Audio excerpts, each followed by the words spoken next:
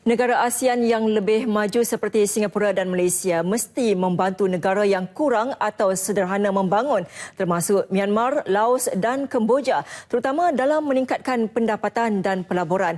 Di Pusat Konvensyen Kuala Lumpur KLCC, dua mesyuarat berlangsung serentak secara tertutup hari ini, iaitu mesyuarat persiapan peringkat pegawai kanan dan pegawai kanan ekonomi ASEAN. ASEAN Points Exchange (APEX) nyata mendapat sokongan padu 4 negara anggota. Untuk butiran lanjut sidang kemuncak ASEAN ke-27 yang masuk hari kedua hari ini bersama Margaret Gambang langsung dari KLCC. Silakan Margaret. Ya, Nolela, ASEAN mempunyai potensi besar untuk memacu pertumbuhan ekonomi dunia, namun kumpulan serantau ini perlu menyimpangi aktiviti tidak saksama dalam kalangan negara anggota.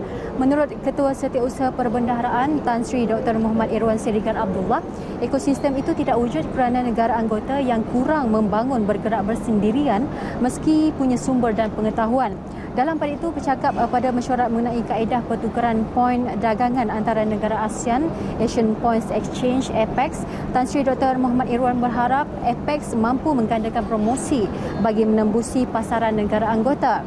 Selain Malaysia, inisiatif APEX turut mendapat sokongan padu Indonesia, Myanmar, Thailand dan juga Vietnam. Malah beberapa negara lain seperti Korea, Hong Kong dan Bangladesh juga menunjukkan minat.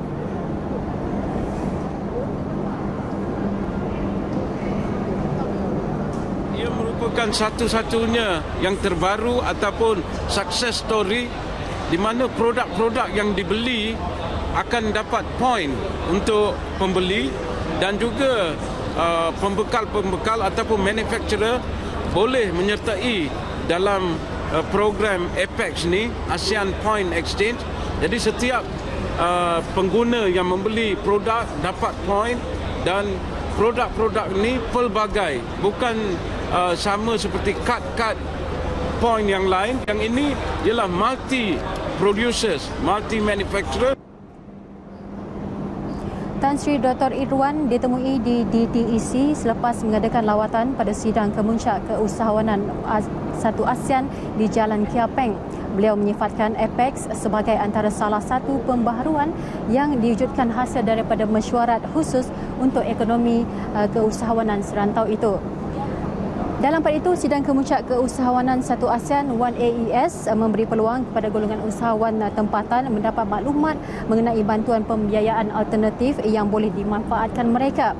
Laporan lanjut bersama dengan rakan setugas Farah Lee Asman di Pusat Pembangunan Reka Bentuk di DEC di Jalan Kiapeng. Silakan Farah. Terima kasih Margaret. Saya kini masih lagi berada di Pusat Pembangunan Reka Bentuk di Jalan Kiapeng. Hari ini turut menjadi tumpuan pelabur-pelabur budiman atau angel investors. Untuk mengetahui lebih lanjut bersama saya Ketua Pegawai Eksekutif Kumpulan Cradle Fund Sdn Bhd yang juga penganjur bersama Malaysian Business Angel Network Summit MBAN, Encik Nazrin Hassan. Khabar baik. Boleh Encik Nazrin terangkan sedikit tentang program yang diadakan hari ini?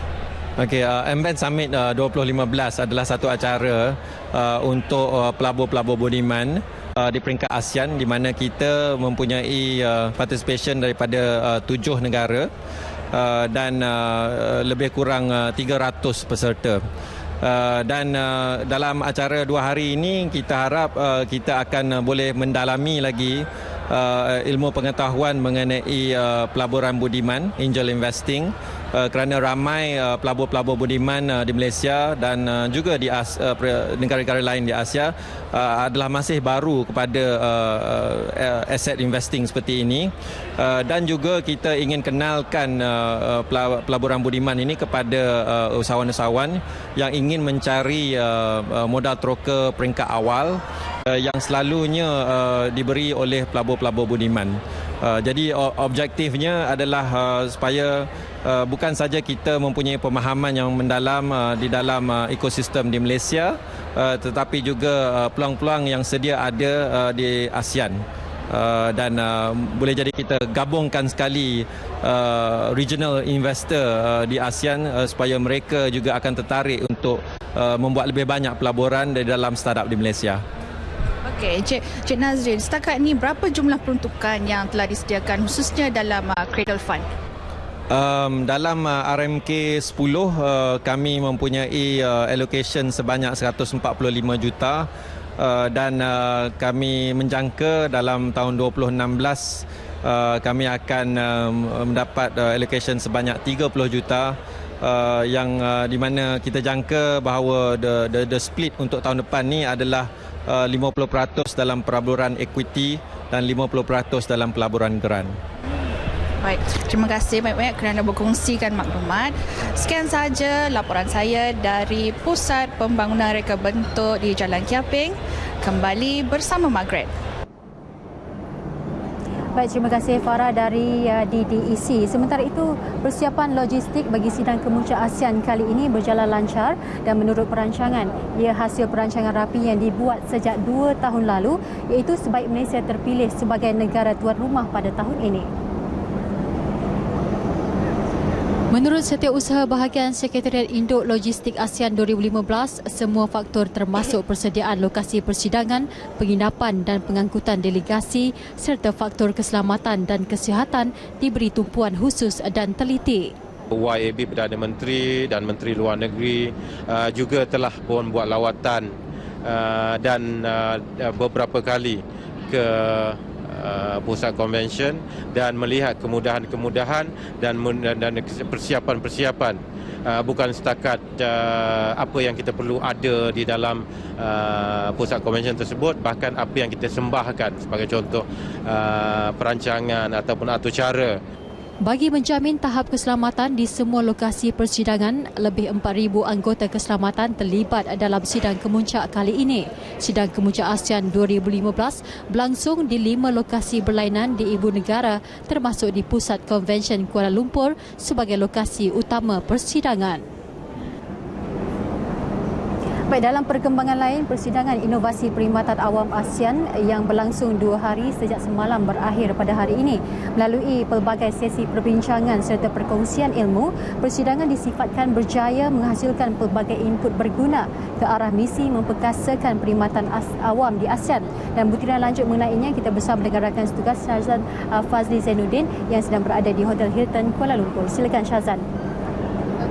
Terima kasih Margaret. Di KLCC, persidangan inovasi perkhidmatan awam ASEAN yang ditutup secara rasmi tengah hari tadi oleh Ketua Pengarah Perkhidmatan Awam Tan Sri Muhammad Zabidi Zainal disifatkan amat berjaya dan memberi pemahaman yang jelas kepada semua warga perkhidmatan awam ASEAN khususnya. Ia mengenai peranan penting yang perlu dimainkan oleh mereka khususnya dalam visi penubuhan komuniti ASEAN yang akan direalisasikan pada hujung tahun ini. Sektor awam juga merupakan tulang belakang kepada pelaksanaan visi tersebut khususnya dalam menyampaikan perkhidmatan yang mantap serta berkesan kepada rakyat.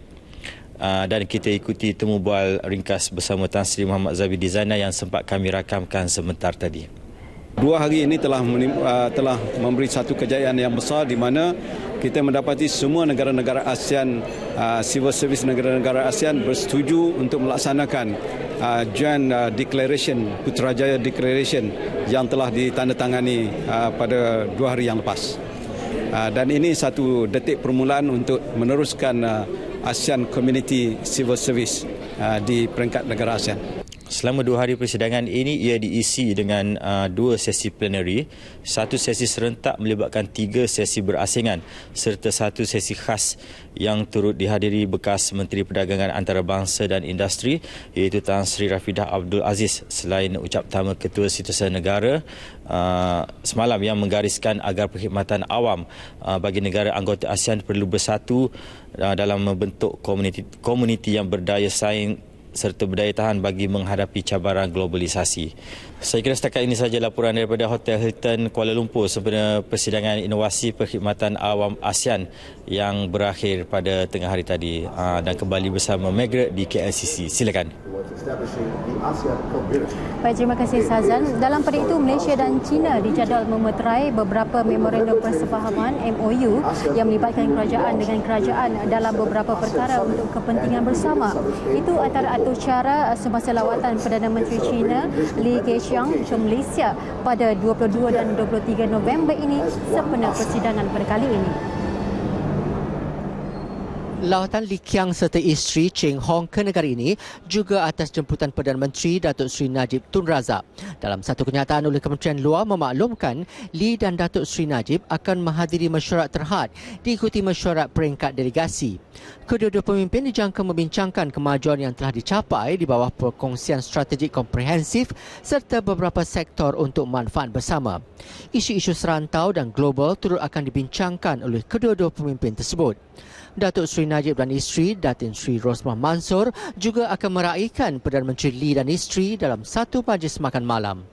China kekal menjadi rakan dagang terbesar Malaysia bagi 7 tahun berturut-turut dengan nilai dagangan dua hala mencecah $100 bilion Amerika atau 436.88 bilion ringgit bagi 2 tahun berturut-turut. Pada tahun 2014, jumlah dagangan antara kedua-dua negara mencecah $102 bilion Amerika bersamaan 445.62 bilion ringgit.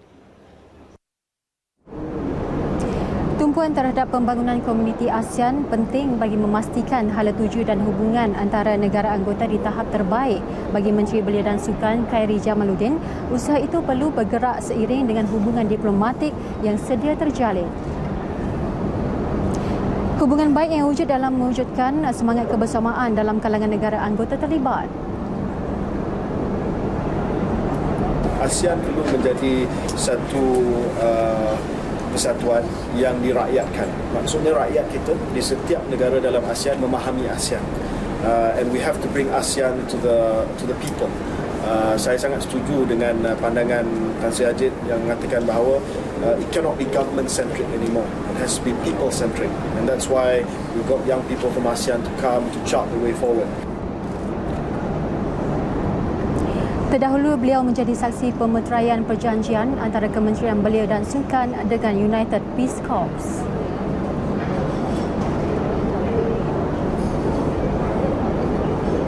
Aktiviti kesukarelawan berupaya menjadi jambatan penghubung antara golongan belia ASEAN dan punya rasa prihatin semasa komuniti belia negara anggota. Aktiviti seumpama itu secara tidak langsung memupuk rasa kebersamaan dalam mengekalkan keamanan dan keharmonian serantau ini. Aktiviti kesukarelawan melalui kesedaran memelihara alam sekitar antara platform yang mampu diketengahkan dengan lebih meluas. Dan untuk butiran lanjut mengenainya, kita bersama dengan rakan setugas Siti Farah Nadia Fazlun di PWTC. Silakan Nadia. Terima kasih rakan penyampai. Baiklah, pada sebelah petang tadi, para peserta telah diberikan tugas berupa khidmat komuniti masyarakat. Mereka telah dihantar ke beberapa tempat untuk melihat dan bekerjasama dengan masyarakat tempatan bagi melaksanakan pendidikan alam sekitar dan inisiatif yang lain.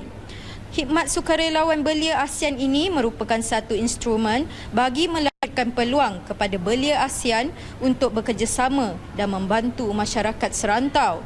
Selain itu, ia juga memperkukuh hubungan antara budaya dan menghasilkan identiti ASEAN.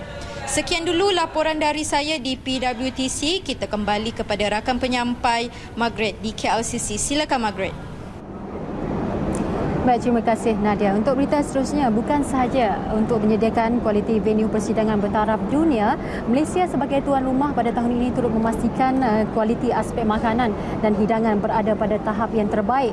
Paling menonjol, sajian hidangan makanan yang disediakan kepada ketua-ketua negara dan kerajaan yang menghadiri sidang kemuncak pada kali ini bakal menggambarkan cita rasa menu tempatan.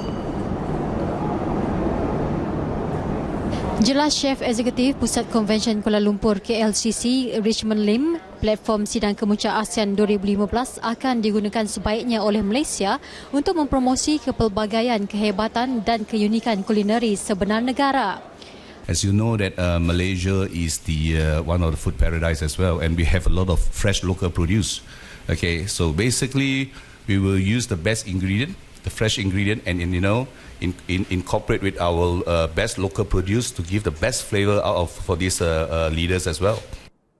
Pada masa sama, pihaknya turut melayan permintaan dan pemilihan menu sendiri yang diterima daripada kalangan pemimpin negara yang hadir.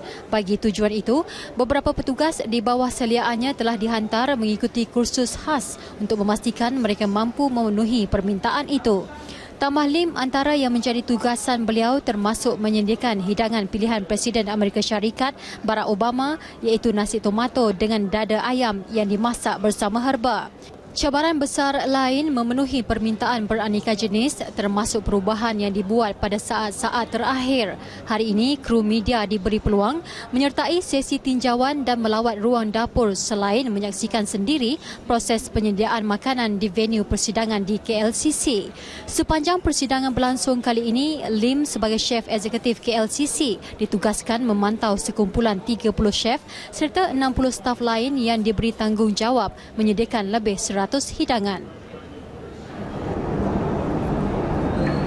Baik, selain daripada mesyuarat yang berlangsung pada hari ini di KLCC, kami juga mendapat makluman bahawa Perdana Menteri Datuk Seri Najib Tun Razak mungkin mengadakan lawatan ke sekitar KLCC pada malam ini bagi melihat sendiri persiapan terakhir menjelang ketibaan para pemimpin dunia ke sidang kemuncak ASEAN ke-27 esok. Dan untuk itu, ikuti laporan kami pada jam 8 malam ini dalam Nasional 8. Sekian saja daripada saya, Margaret Gambang, kembali ke Angkasa Puri.